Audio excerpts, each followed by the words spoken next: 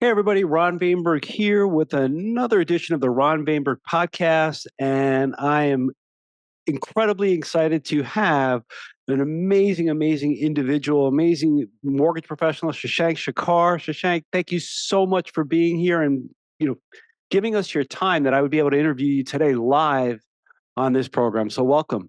Super stoked. Looking forward to it, Ron. Okay. Now I already gave him a hard time because I said he's on this, interview with me, and he's better dressed than I am. So Should I take I, off the I jacket? already, they've already seen it, so it's a little bit too late for that.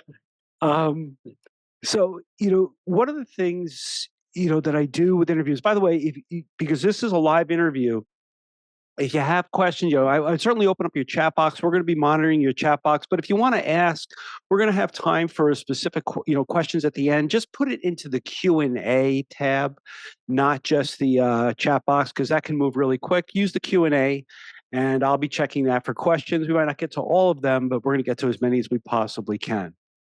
So, you today's podcast is about there's no shortage of great originators who have been interviewed, and they give what we call the blocking and or what I call the blocking and tackling, the strategies, how they spend their day, and all of those things.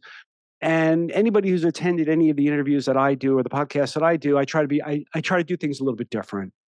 And so, in preparation for this podcast, and I'm very transparent, Shashank and I had a conversation, and I just to get to know him a little bit because we never really had the pleasure to meet before. But my whole premise is that part of the interview, not the whole thing, but part of the interview is to talk about things that other people don't talk about, to talk about things that maybe he never shared on an interview before. So things like that. So this is going to be very organic, very granular, and where I really want to start again, Shashank, thank you so much for being here. Is First of all, let's just start really with the basics. Where are you originally from? I'm from India. You're from India, Mhm. and you got into this business in 2008, if that's correct. Yeah, you did your fact check. Yeah, that's true. I did my fact check. That was one hell of a time for you to get into the business. That's for sure. But you've created a career that a lot of people will envy on. How did you get here? How did you get to the top? And that's the actions you take. But in our conversation, the thing that fascinated me most when I first met you was there was a word that you kept on using, and that was discipline or disciplines. And I just remember that you had said, and this is where I really want to start. Mhm. You said that this kind of if it was when you were 10 years old, if I remember. So, what happened when you were 10 years old? Yeah, it's an interesting story. Not sure how the mortgage originators will like it, but I was born in a small village in India, and I my first school was where my mom was. She was an elementary school teacher, so I would just tag along with her, or she will bring me with her because she didn't have someone to take care of me, or just thought it would be fun for me to interact with older kids. So I used to just go with her, and then I was 3 when um, I used to hang around with kids. I used to learn some of this stuff. Much older kids, of course. I was 2, 3. They were like 7, 8, 9, whatever. And she, for some strange reason, thought that I should take the final test for grade 1 when I was 2, 2.5 or something. And I topped that class. There were only a few kids. And that continued happening. So it wasn't a fluke. Um, I went on to middle school and I was 8 when I was in grade 7 and still topping the class. And now this was a much bigger class. We had 40, 50 kids. We were not like 5, 6, 7, like a preschool.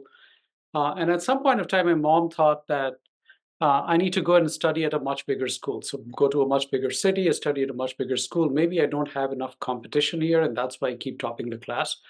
And because you have no business topping the class when you're 8 and you're in grade 7. It's almost reminds me of young Yeah. Sheldon. If you guys have watched that, he's 9 and he's a freshman in high school. And so she sent me out, or my parents, mostly my mom's decision actually, because she was always the hard taskmaster, so to say. Is that so? She sent me out to my aunt who lived in a place called Calcutta, which is actually one of the biggest cities in the world, not just in India. Is to go and actually have some competition around me and actually study with much smarter kids. So I left my home when I was 9 and a half. And so for me, that age of 10 was kind of defining, is because it doesn't always happen, is that you have loving parents. You are not talking about kids who unfortunately either don't have parents or for some other reason.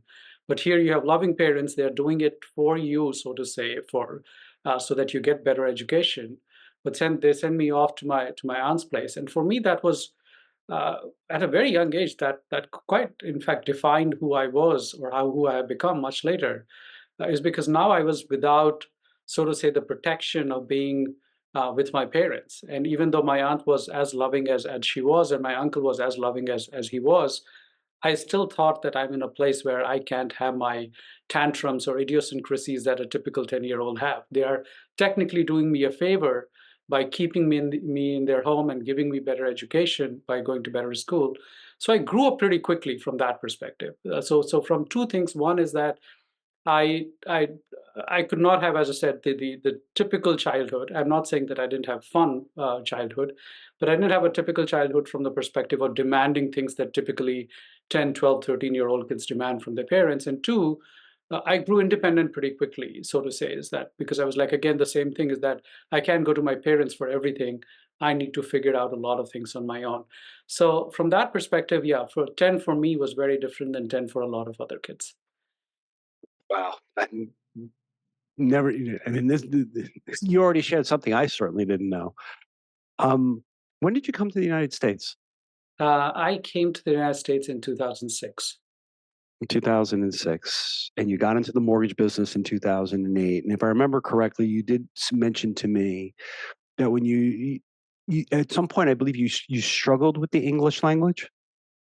I did. So when I was 10, and I went to Calcutta, I didn't know in English because in India, if you get taught in what is called a Hindi medium school, meaning Hindi is the national language of India. So if you're taught in a curriculum that's mostly taught in the national language, you don't get to know your alphabets until you're in sixth grade. So I went to Calcutta when I was in the eighth grade. So I had only learned English, so to say, only for last couple of years. First year of which was spent mostly just learning the alphabets. So when I went there and I was admitted to an English medium school where everything was supposed to be taught in English, your science, your math, your everything else. And my biggest fear getting into the first day of a school was the fact that I only knew one sentence of English, which is, "What is your name?" And I knew how to answer that question because I mean, I just knew the answer to that question. But if somebody were to ask me any other sentence, and frankly, Ron, even if they asked me the same question but in a different way, I don't know if, because it was almost like I memorized the answer to the question, "What is your name?" And my name is this. And I walk into this school where everything gets taught in English, everybody speaks English. And so that was scary, right? I mean, even though uh, uh, cognitively I was brilliant, so to say, at that age, because I was, of course, 8 and studying science, 7 and topping the class. But you're now forced into an environment, even though you understand the subject, you don't understand the language in which that subject is being taught. So for me, that was yes, and you are 10, so you're of course you have this perception of how would the other kids think about me. They would think I'm dumb because I can't even understand basic English at that point in time. Some of those challenges, I mean, of course, coming from a small village, getting into one of the biggest cities in the world, those are their cultural differences with that. But just the fact that I would not understand the language of education and language in which all the other kids were talking was pretty scary on day one for sure. I can only imagine. Right now we have. I'm just looking here. We have about 170 people on this podcast with us live, and I'm sure there's some people in the audience and saying, "Ron, what the hell does this have to do with mortgages?" Exactly. And to me, it has everything to do with mortgages because we've all heard the word perspective, and sometimes, although things are still getting better or things are starting to get better in the mortgage industry in the last week or so, week and a half, us doing this in the middle of January of 24, and things are getting better. but we certainly know that interest rates have not cooperated the way everybody expected. The bond market hasn't cooperated, and anybody who's ever listened to me always hears me say, um, "Don't you want to listen to predictions? Listen to predictions. You want to make decisions based upon predictions? You're out of your mind." I actually read a prediction, a market. It was raised under a market prediction. I think it was last week. I read it or the week before, and I was reading this, and we counted up. I had Maria do it for me, my assistant, and she was amazing. And I said, Maria, can you just go through this real quick and tell me how many times the person making these predictions uses the word if? And just so you understand, if you use the word if, now you're creating a condition for something, for a prediction, which you're basically just giving yourself a way out if you're wrong. Sure, of course. There were 19 ifs in this in this market prediction. I just started cracking up because I'm like, this isn't even worth the paper that it was written on or printed on. Mhm. But if you look at most predictions, they're like that. So you have an amazing business. You did incredibly well. You've been doing incredibly well. You did incredibly well during the refi boom, and you've always been doing purchase business or what have you. So rates don't seem to really. I know they don't play into your mind. And we've all heard the word, don't worry about the rates, don't worry about the rates, don't worry about the rates. And somebody who's worrying about rates is still that advice doesn't help them. Mhm. What is your mindset about rates? What is your mindset around the market? And how does that tie into the disciplines that you've just talked about and how you've grown up? You talked about mindset, and that's for me is the key word here, Ron. And I'm glad that you brought up the fact that how does this all tie into mortgages? What we are as humans ties into what we are from a personal angle, ties into what we are in professional angle. So if you're keeping a completely different persona, you're a completely different person at a personal front and a very different person on a professional front, then you are battling with yourself, right? Then you're constantly battling with yourself. In a personal environment, I'll behave like this. In a professional environment, I'll behave differently. I'm not that kind of person. And the people who are able to pull off, I mean, hats off to them because I find it, I would find it extremely hard to do that. And so everything that you have gone through in your life kind of shapes who you are today, whether you're 20, 40, 60, 80, whatever you are. And so for me, all those personal experiences that you were talking about, that's something that I bring into the professional life, right? So even 2008, I came to the country in 2006. In 2008, what I was 18 months in the country, $1,900 in savings, and I literally knew three people in the entire country back then.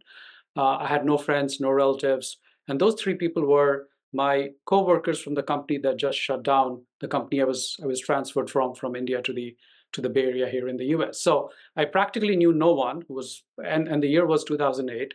And mortgage was what? The dirtiest word on the planet, not just in the country. And so all this shapes up, right? I mean, you started the conversation talking about personal stuff, but all of this ties into who you are professionally, and especially the word mindset that you mentioned. The problem is, and I interact with, as you know, I speak all across the country, so I interact with a lot of loan officers and industry professionals, is that the way I see the hierarchy of doing things is you have your mindset, then you have a strategy, then you have your planning, and then you have your tactics. That's the order. So mindset is, just to give basic definition, I'm sure the audience understand what this means, but mindset is how do you approach a certain thing from a very emotional perspective, right? What does your EQ look like in a certain situation? How do you approach a certain problem? A strategy is, and I can go through the example. A strategy could be in 2024, I want to do big purchase business. That's your strategy, right? Your plan could be to do more purchase business. I would work with real estate agents and my past database. And your tactics could be, okay, I'll go to networking event twice a month. I'll email my database four times a month, whatever that is, right?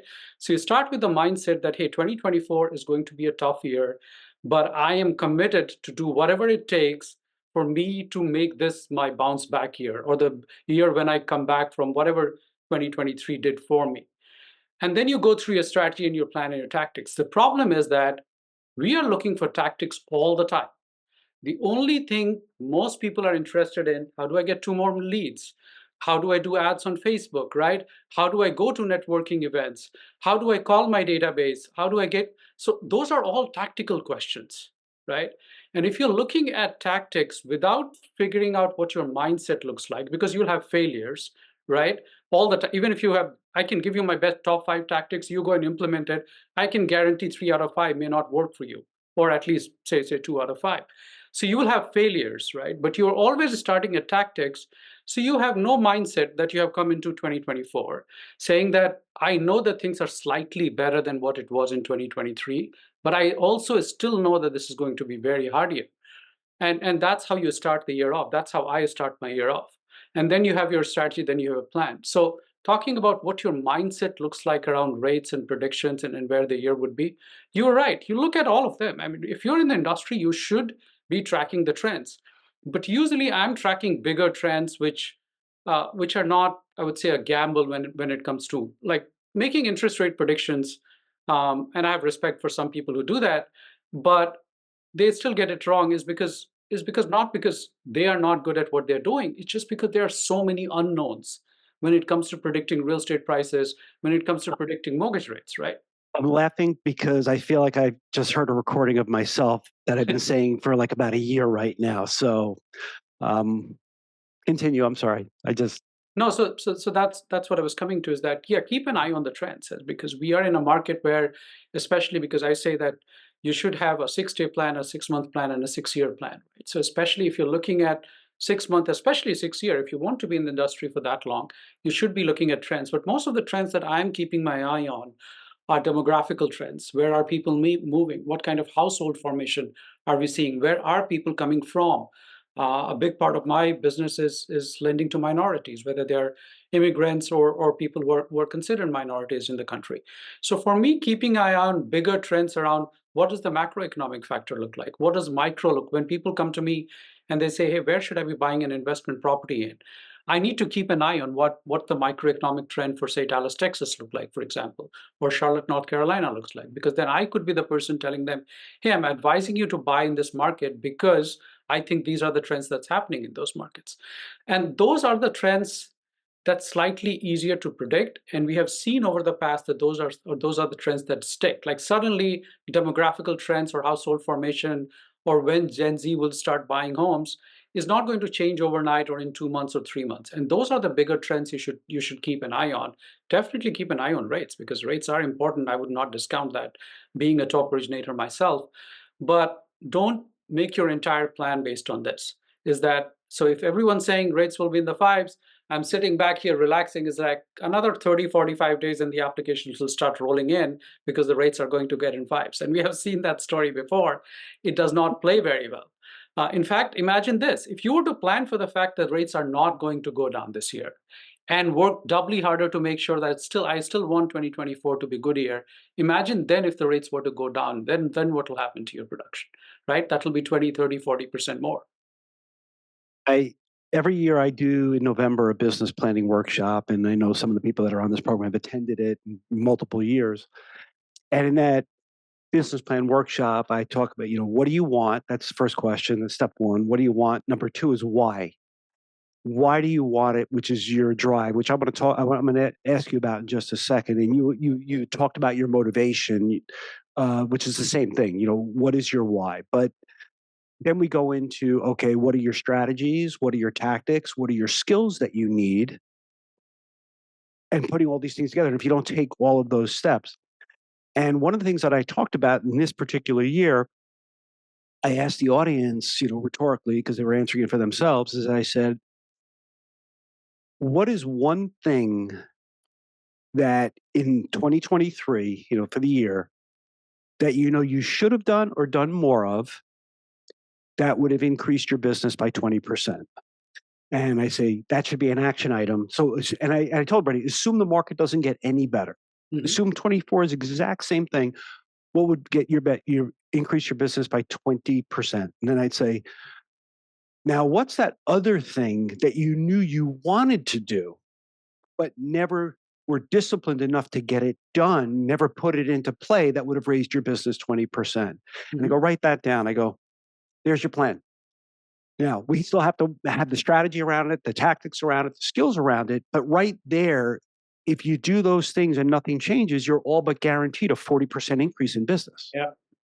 And it's so simple, but a lot of people won't do it. You started out talking about motivation. You are a top originator. You've been very, very successful. You haven't been here that long. Mhm. What motivates you? What drives you every day? What you're even talking, it's clearly that as a child you were a hell of a lot more intelligent than I was because I didn't even finish college. Mhm. Um, but it seems like from the beginning of this interview all the way through to even today, what drives you? Because you're achieving at a level you are, yes, without question, extremely intelligent. But I've met a lot of intelligent people who are not successful. Yeah, Okay. or the other way around. A lot of successful people were not that intelligent. Having said that, because you don't have to be super smart to be successful. There's so many driving factors, or the other way around. So anyway, um, the question about really what drives me is uh, creating consumer experience, creating an unparalleled consumer experience within the mortgage business. And in the beginning, I'll be honest, that's not the reason I got into mortgage business. I got in the mortgage business is because I always wanted to start something of my own. And even though it was year 2008, that was the only thing I knew. The company that got me transferred from India to the US was in the mortgage space. So I knew a little bit about mortgages. And I was like, I've come all this way. There's no reason to go back to India. Let's try something and let's see how it goes. So it wasn't about consumer experience on day one. I mean, I would be lying when I said on day one, I decided that I'm going to completely change the mortgage business and I'll do X, Y, and Z. It wasn't like that. It was more like, okay, let's see how it goes kind of a thing. Of course, you struggle with it when you have no plans and you have no sphere of influence. But really, as I got deeper and deeper into the industry, one thing that was very clear and one thing that kept me going and it still keeps me going is the fact that we want, and this is something that I think I talked about at a conference a few years earlier, is that I want to build Amazon Prime like predictability to the mortgage process. And that for me is very important, is that I've been in the industry long enough, closed enough loans where it frustrates me to no point where we have very little certainty and predictability in the mortgage process. And we as industry professionals can make tons of excuses. We can say, oh, how could we be on Amazon Prime when Amazon sells toothpaste and toothbrushes? And of course, they can deliver it in 48 hours, but we can't. But just think of what was there before Amazon, right? Walmart was probably making the same excuse, saying, oh, we can deliver toothbrushes and toothpaste in 48 hours. Now that we are used to it, it seems, well, that was an easy problem for Amazon to solve. But think about it, nobody else solved it before that, right? And I'm not saying that we should be closing loans in 48 hours. It could be 15 days or 21 days, whatever your number is.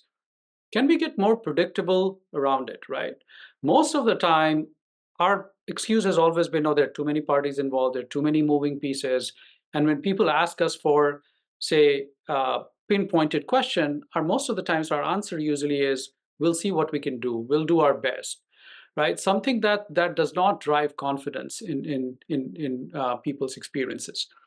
And for me, improving that, and that happened even when I was just a one-person originator, or when I got my first assistant 2 years later in 2010, through now when I run a mortgage company, of course, of about 100 people. But for me, it has always been about whether I'm one person, and consumer experience is not just about mortgage processes, right? I got into blogging in 2009. I was one of the first 5, 6 mortgage bloggers in the country back then. And I had done no writing before. It's not as if I had writing experience or I knew how to write blogs. In fact, I struggled so much that for the first 6 months, I remember I used to write a blog, 2 or 3 blogs every week. It wasn't until month 6 that I got my first call and someone said, hey, I read your blog and I have a question. Most people would quit before that. But for me, that education as a pillar, as a way of driving consumer experience was so important that I said, I'll continue writing so that people can learn from it. Eventually, people will start reading it, people can learn from it, people will get better. And all my blog posts were first time home buying is because, again, I was I was in Silicon Valley. A lot of people come here from all over the world, and they have no clue how to buy a home in the US, even though they have valid work visas, they have income, they have credit, all of that stuff. And so for me, that was the first step. I was like, I can't fix the mortgage process. I'm not a lender. I don't know how to fix this process, that. But what I can fix is the education part of it. That's something I control. And so I built one of the biggest education platforms in the sense that from blogging and videos and speaking and radio show and TV show to practically every channel that you can think of, that was from my passion of educating borrowers and improving the consumer experience. And now that I run a mortgage company and I control the mortgage process much better than what I used to, like as a single person originator or a mortgage broker, we have invested into technology and process improvement where we want to eventually get to that point. So that's my driving force. It's not about how many loans I close or how many loans the company closes and everything else is, but how we are closing that, what kind of consumer experience that we are delivering through that. You mentioned that you have a company of about 100 employees. Mhm. What's the breakup between the different departments? Sales, processing. Sales is about 70% of the team.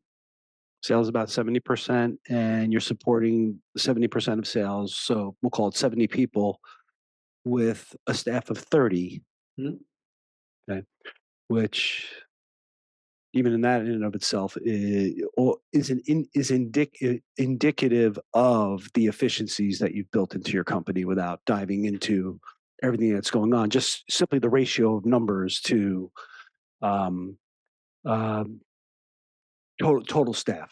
So, So Ron, just to kind of give another data point on that, you mentioned I was not just during 2020, 2021, when those were probably two of the biggest years for most of them.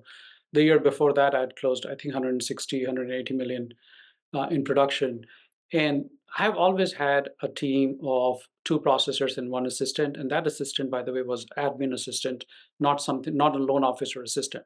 So a team of three, me plus two processors, have consistently closed over 150, 160 million dollars in production with no other help. So that's a team.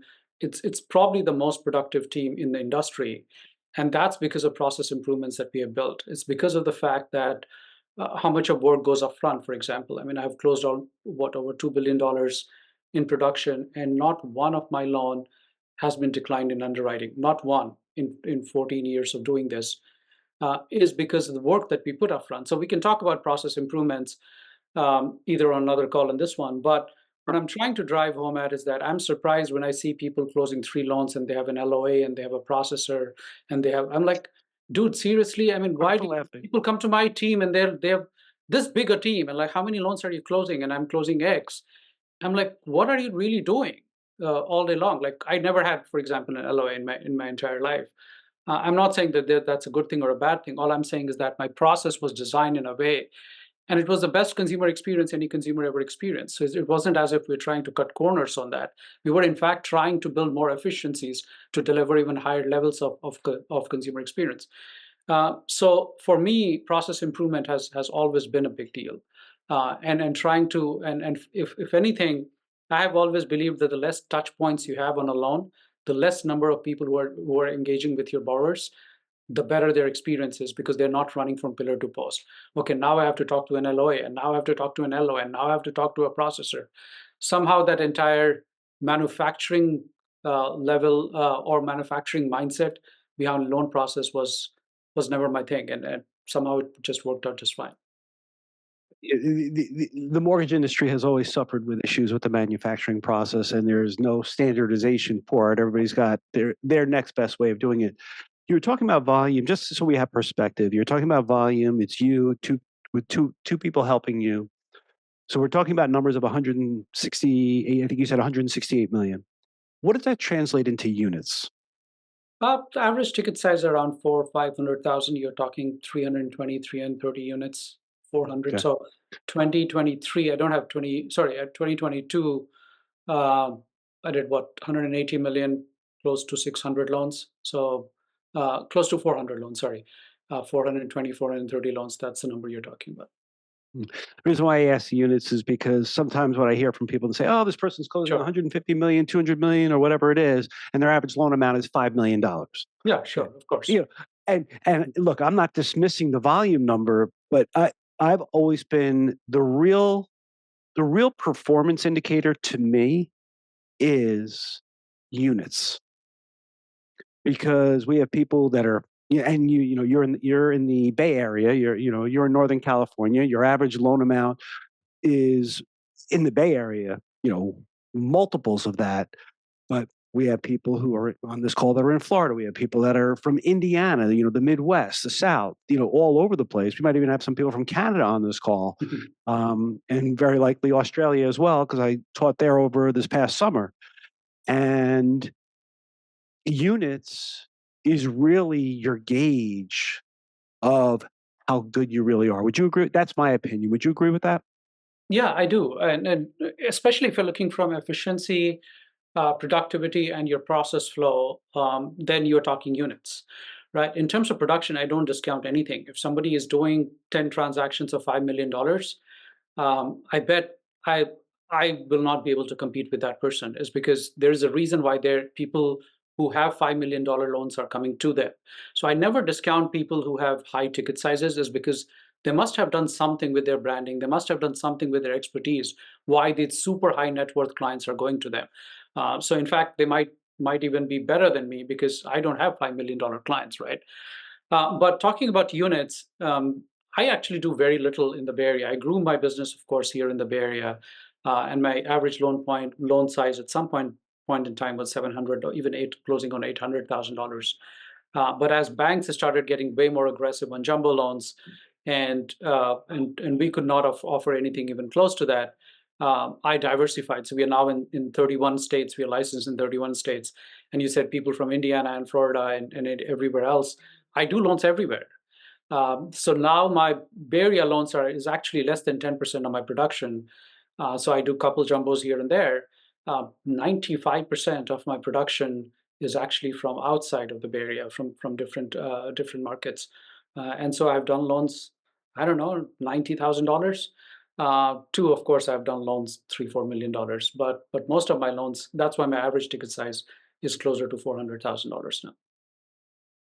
I'm laughing because I remember years ago I had a client and they were in the Bay Area. It was a great group of people and I was coaching them. Really, really nice people. Loved the owner and loved all the people. But I remember we were on a call and they're in the heart of the Bay Area, and they were complaining about how they can't compete in the Bay Area because of jumbo financing. You had the Chases of the world, Citi, Wells, and whoever buying up. They were offering mortgage rates below Fannie and Freddie. There was no way a broker or even a banker could compete in that market, especially if the borrower could go anywhere for financing. Mhm. And I remember saying to them, I go, well, then if you don't have a product line that can effectively compete, and I know rate's not everything, but it is a factor. I said, then you have to go outside of your market. You have to go elsewhere where you can compete effectively, because otherwise you might as well just bang your head against, that wall right Sure. back there. It's the same thing. And none of them wanted to do it. They said, no, but we want the big loans. I'm like, but it's not your sweet spot. And it stifled growth. It stifled growth with that, that mentality. So what would you say, because I'm going to share a different story, and I want to get your perspective because you have expanded, is many years ago. This is going back, I was in California. I don't remember what part of California, but I was in California, but this was I don't remember how long ago. I think it was like 2005, 2006. Mhm. And back then, you weren't in the business, but back then the big thing was the more states a mortgage company had, the more attractive they were to an LO.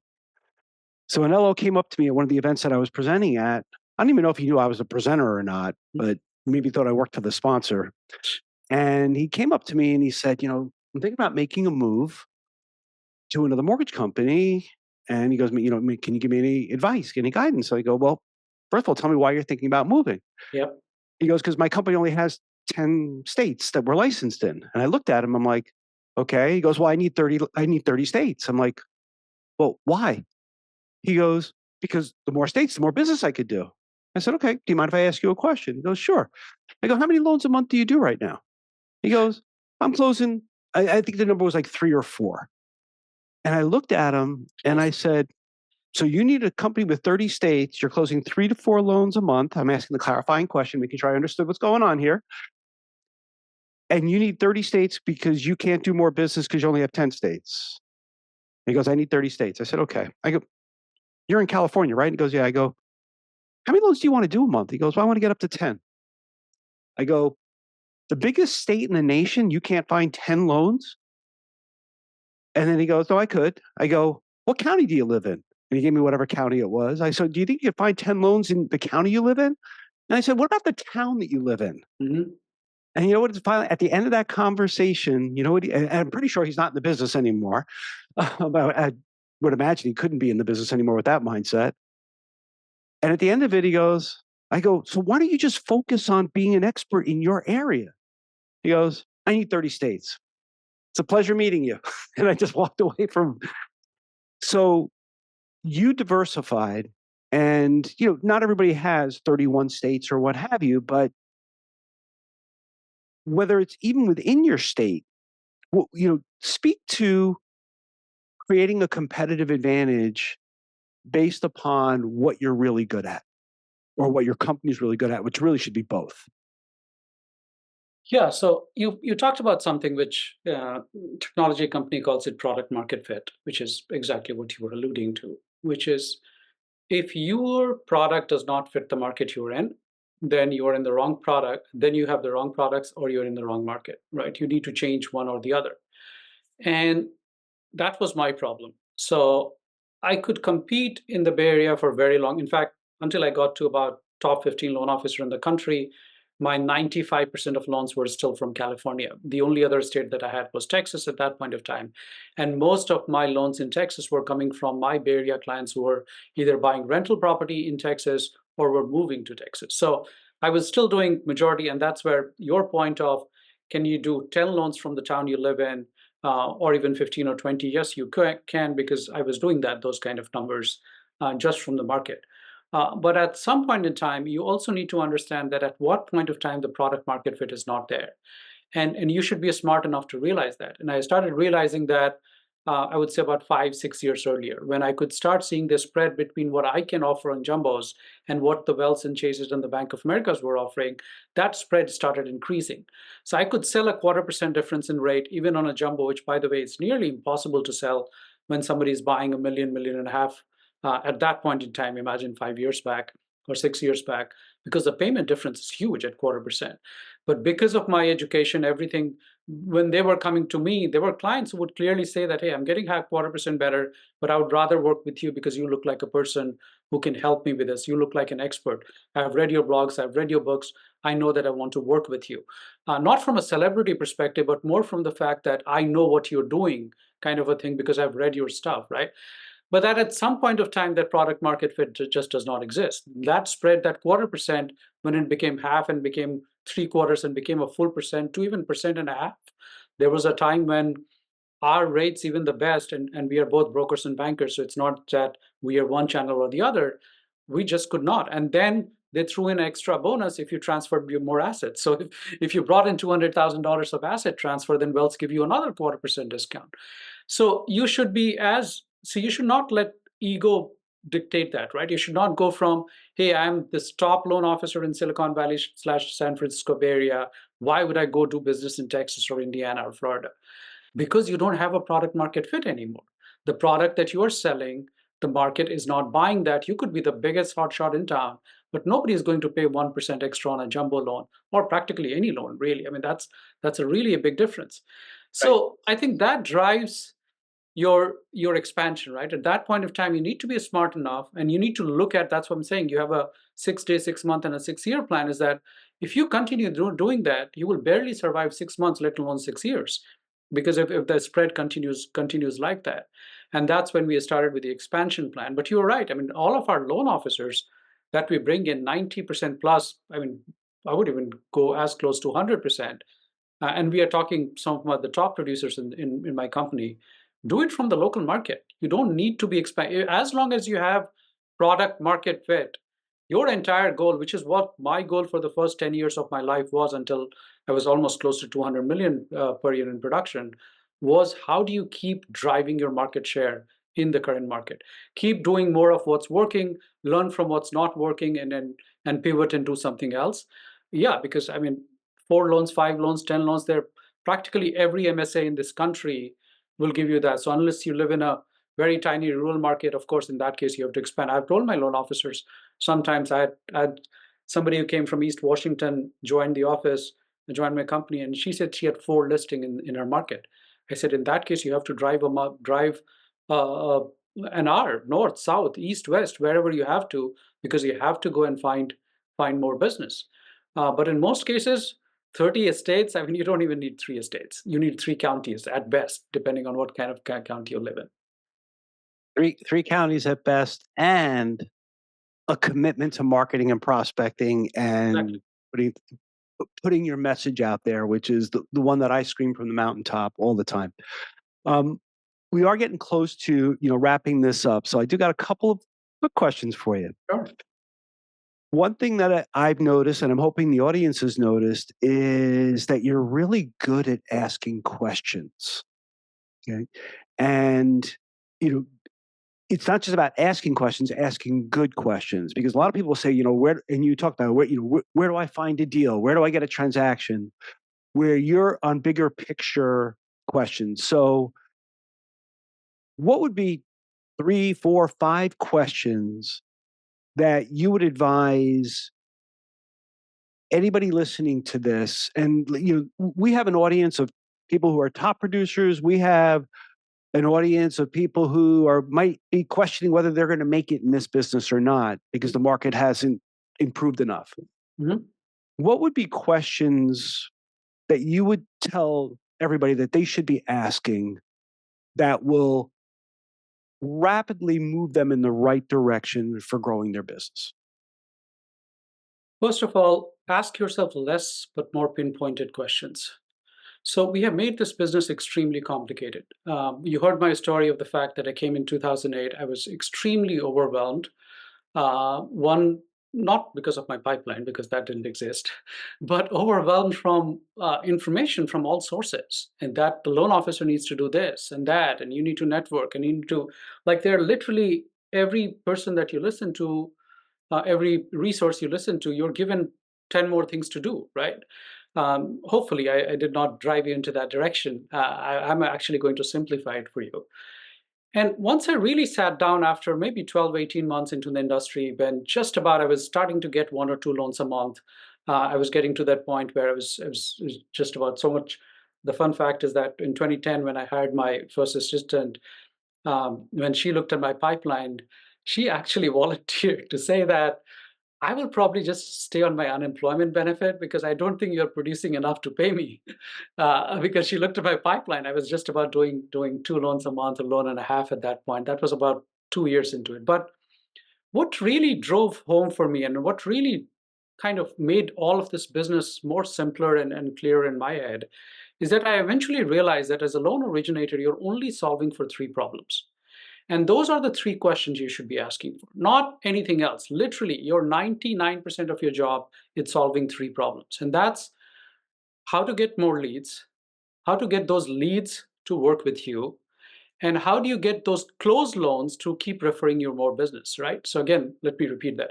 How to get more leads, how to close more leads, and how to get those closed leads or closed loans now to keep referring you or bringing you more business. That's all the problem that you're solving. It's your pre-pipeline, during pipeline, and post-pipeline, so to say. So pre-closing, during loan process, and post-closing. Those are the only 3 problems you should be thinking of all the time when you're thinking of business. When you get that clarity of thought, then asking question becomes so much easier because now if you have only 3 problems to solve, you're saying, okay, so how do I get more leads? I have this 50 ways of getting more leads, right? I'm not here to tell you you should be blogging or doing videos or whatever I did will work for you. You understand your market, you understand your demographic better. But now you know which questions to ask. So how do I get more leads? I have all these ways. Okay, these are the 2 ways that has done well for me in the past. And this is one new thing that I'm going to try this year, for example. Now comes to the second part. How do you get more leads to convert into closed loans? You look at your leads to app ratio, you look at your app to close ratio, and look at your past. Where are you dropping off? Why are your leads not converting to apps? Are you getting bad quality leads? Are you not following up? Why are your apps not closing into loans? Do you not have the product market fit like I had, say 5 years back? Like all of them like you, they give you application and then they shop you and you're completely outshopped because you don't have better products. Or is there something in your underwriting team, processing team? What is not helping you close that? And then once you have closed that, why are they not referring you more loans? So all you have to do is look inward, look at your numbers, look at your measurements, and see where is it that you can improve. Just doing that is all the loan originator business is. In that 5 minutes, asking three questions for those three problems each, and then solving for it. I'm not discounting the execution because that's probably 80% of it. Asking these questions, getting the right answer is just the beginning. Then you are the person that you have to execute. But I think that's the essence of the business. I think we complicate it way too much around thousands of things that people have to do. But if you start with, as I said, start with the right mindset, ask yourself those three questions, and get right answers and work on it. I guess that probably distills down what the business is all about. That is probably one of the most brilliant, if not the most brilliant thing I've ever heard anybody say in this industry. Thank you. I love to keep things simple, and you just made it incredibly simple because those three questions will lead you to all the other questions that you need to ask. Um, I've got two more questions for you. Sure. Okay. One is, and I think you've already done it already, but you're going to have to give another. Mhm. What's one thing you've never shared in an interview? I know your history. You already told me was something that you normally don't talk about. So I'm very grateful, and I think our audience is super grateful that you did share your history, because I think that is so defining as to who you are. What would be one other thing? One other thing that would be helpful to the audience. Yeah, I would say, and this is something that most people who look very strong and successful, it's something that they would not kind of say this on camera. But I would tell you is that the first year of my business, 18 months, 24 months, I thought of quitting multiple times. Is something that most people would, when they become successful later, they will tell you they always had this vision. They never quit. They always stayed on their path or something. I would come out to you and tell you that that's not the case, at least not with me. I'm not, of course, speaking for anyone else, is that I mean, I went to a business school, one of the top business schools in India. I came here, I was head of business for the company. It was VC funded by ING. I mean, I was top of my at my age, I was doing way better than most of my friends and peers at that time. And for that company to shut down because of the financial crisis of 2008 and being thrown in like a single person mortgage broker doing half a loan a month and not even being able to bring in enough money to feed my family, that was extremely humbling for me. And I questioned that this thing that I had in my head, that I want to become an entrepreneur and I want to start a company of my own, if that was foolish and stupid of me, and I was not thinking through it. And every time that I would go to a networking event and feel myself that I'm unwanted here, because I mean, real estate agents already had a ton of loan officers they're working with. And so that was, in some sense, I was probably insulting myself or humiliating myself in my head, is that why am I doing all of this? I could probably go back, or I could go to corporate America and get a decent job, even though it was '08 and '09. So I constantly thought about, should I be quitting this? Should I be quitting this? Because this is not something that I should be doing. And it took me very long time to get traction. So imagine the number of times I would have asked that question, because I had a year-old daughter at that time. So I'm with all the headwinds that I had. Imagine a tiny baby or a tiny kid in your home with you all that time. So that's something I just wanted you guys to know, is that sometimes it's okay to question yourself. When you get failures, don't assume this persona of the fact that no, I'm very strong and that nothing is going to get in my way. Is because sometimes thinking about the fact that, hey, you have failed, is this even a right thing? Should I question myself? Is healthy, actually, in a sense. The fact that I was asking myself that question was healthy, and not just thinking of the fact that, hey, I'm this somehow uh, somehow this Iron Man who can win it all and everything. So I think that's something that most coaches and speakers and they try to talk about, the fact that we always need to be tough, and we always need to be that person who is kind of unweathered by whatever happens around that person. I'll be the first one to come out and tell you is that even now at where I am, I mean, we had I mean, all of us, or most of us at least, had a terrible 2023. And I questioned a lot of my strategies, a lot of my long term plans. But sometimes it's good to question that because sometimes you actually come out stronger because of the answers you're giving yourself. But if anything, there's nothing wrong with it. At least I personally don't think there's anything wrong in questioning yourself sometimes. That's great feedback. You actually brought me back to my 2008, and I tell the story of back then in 2008. I was actually speaking in front of more and I say this humbly, not arrogantly. I was speaking in front of more loan officers every single month than any other speaker in the country. And I know that for a fact because I had at simultaneously at the same time, I had it was a lot of it was in the subprime arena, but the companies that I had flying me all over the country, I was never home. I was speaking 4 to 5 days a week in a different city. And to give you an idea on what happened with my business, these were the companies that were flying me all around. Some of you can guess what they all had in common. Countrywide, First National Bank of Arizona, Option One, WMC, American Brokers Conduit.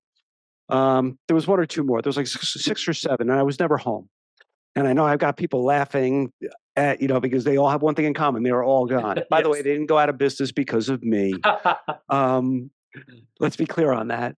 But what happened is, in a period of 120 days, my business got decimated, destroyed. I didn't have much of a coaching practice, and even then, that was everything. I was down to one. I was left with one client after all of it. And I went back to originating for a brief period of time, for a couple of years. But during that period of time, I asked myself a bunch of questions, and the questions I asked myself is, first of all, what did I learn from this experience?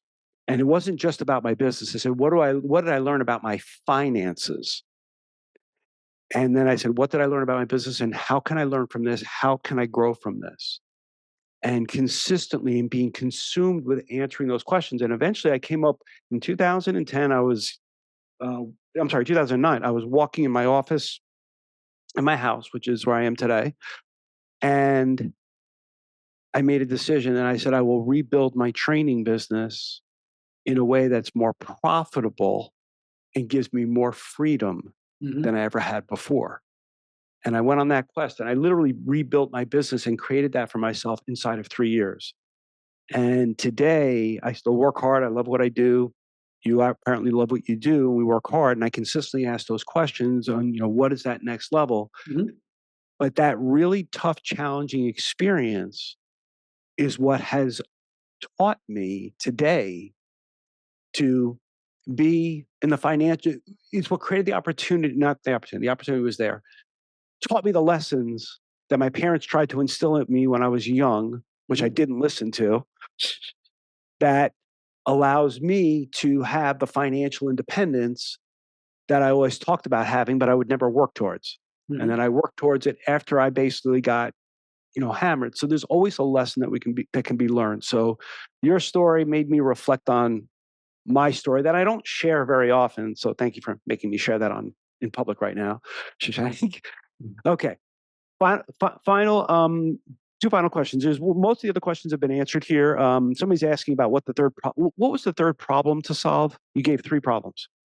Uh, how to get more leads, how to get more leads to become loans, how do you convert those leads into loans, and then how do you get those closed loans to refer your more business, either they coming back themselves or referring their friends and family to you. Perfect. Somebody else asked this question.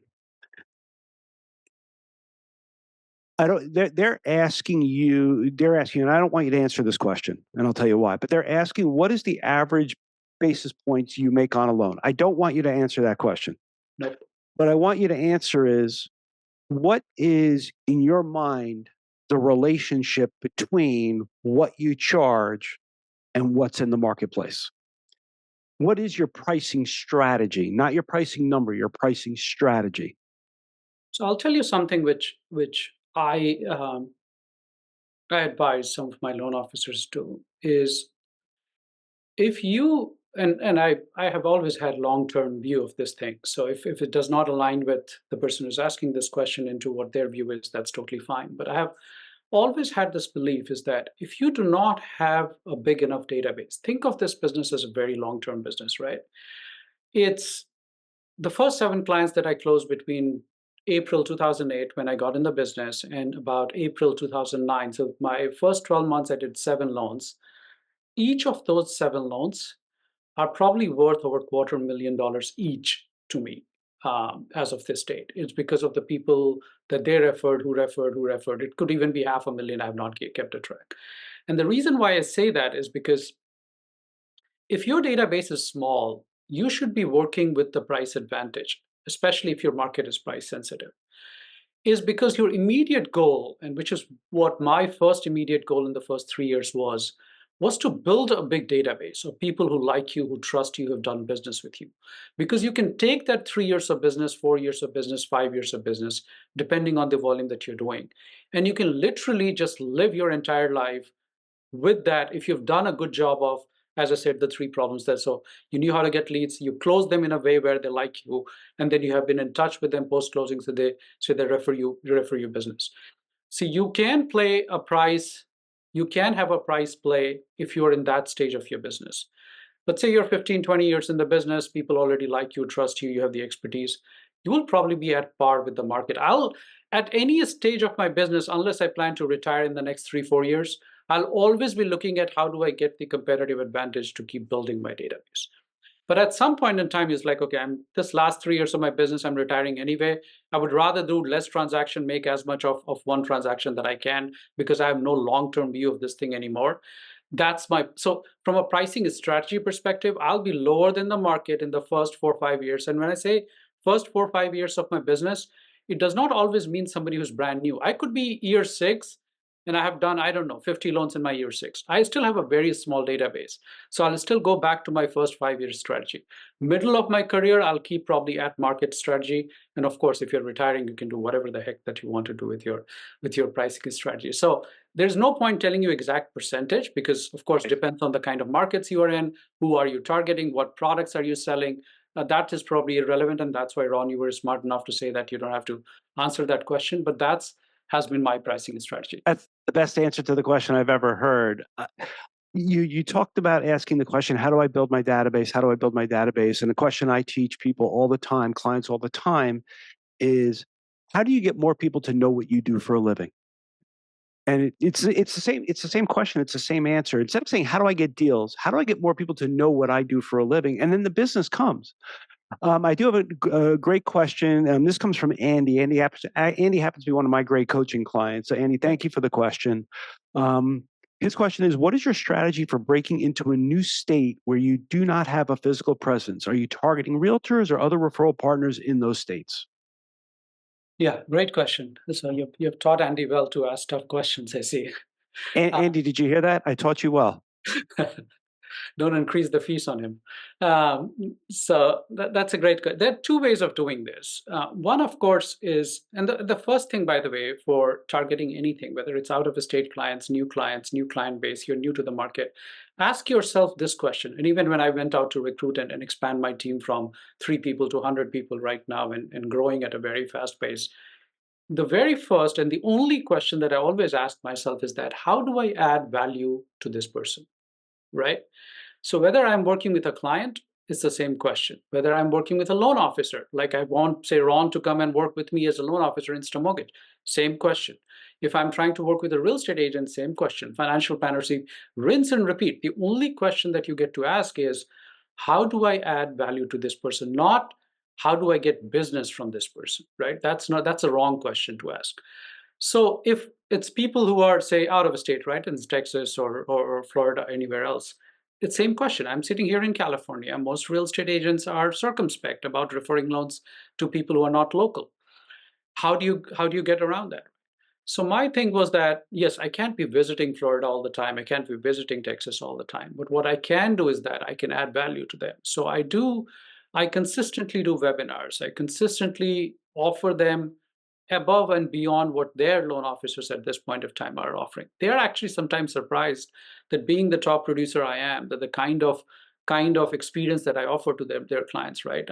For example, when my pre-approval letter is not just a letter for the buyers, I actually enclose the entire letter to the listing agent saying, "Dear listing agent, this is the reason why you should pick my client's offer." Because at the end of the day, your pre-approval letter for the buyer means nothing. Who is the decision maker in this case? It's the listing agent and the sellers.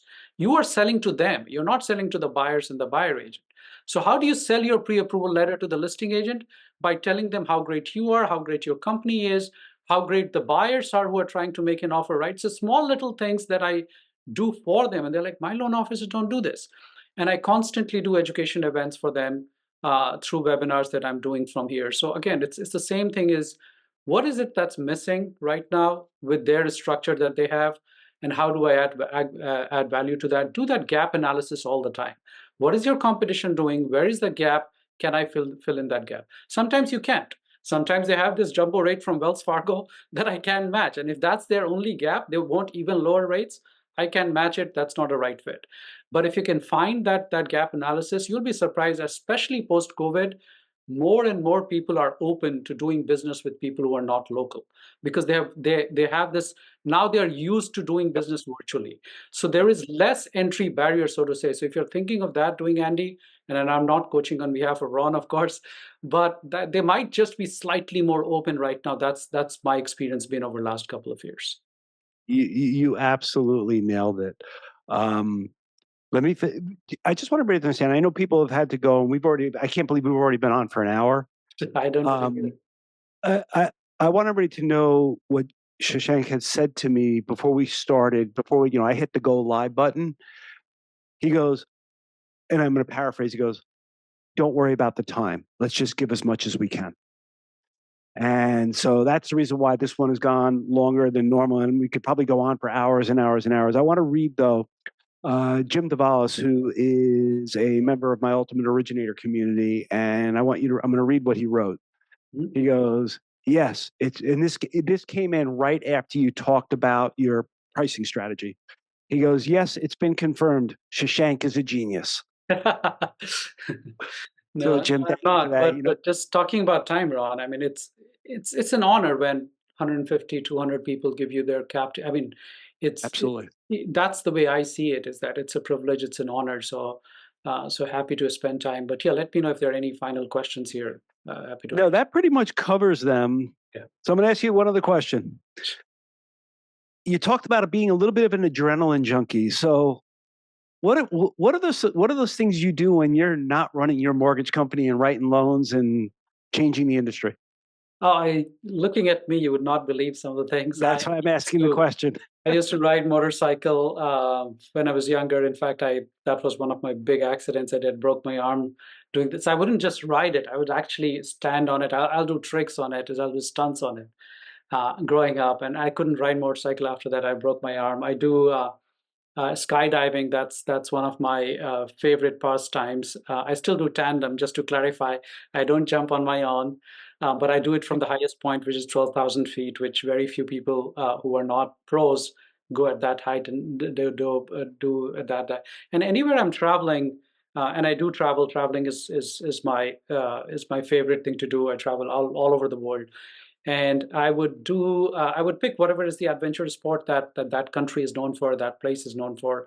I also like to drive anywhere I go to. So I've driven half of Europe. Of course, I've driven in India and multiple other places. I just like to see what the driving experience there is. Sometimes they drive on the other side of it. Sometimes they have different traffic signs. It's just I think that's it's fun. It's learning more when you drive through countryside. When you drive through a country, you learn so much about their culture and what that country is about than just say being in a train or being on a flight and traveling across. So those are some of the things I also enjoy learning quite a lot. I mean, you'll be surprised how much of adrenaline and dopamine I get from just learning new things. I was on a call with uh, the TMC's president the other day, and she was like, "How do you know so much about technology and AI, and how come you're like one of the biggest AI experts in the industry?"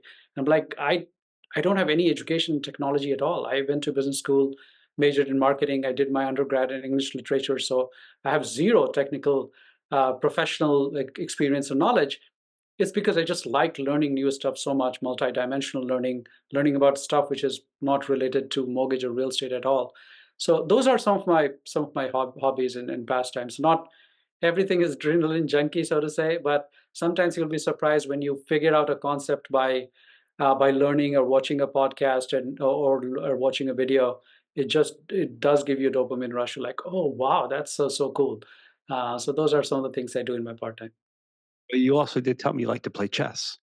I do, and I was actually pretty good at playing chess, but haven't played actively. I'm trying to teach my 10-year-old, so I'm trying to kind of sucked her into this thing so that she becomes better, and that way I get to play more active chess very soon. But I used to play chess until college, and then couldn't find someone to play with.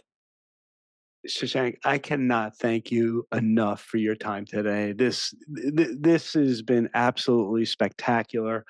So many nuggets, so many you know, so many just great takeaways from this that I'm just so appreciative of you taking the time to be part of this group and to share with the audience. Without a question, I have no doubt we are going to do this again down the road. Love Later to. in the year, we're going to come up with a different topics. But I am very grateful. Final words for you, my friend, from you. Final words from you to our audience. Mindset and execution. And that's basically what it is. Go in with the year thinking that it'll be hard. Even think this will be harder than 2023. Sometimes it's hardwiring of your brain. It sometimes developing that mindset takes months. Sometimes it takes years.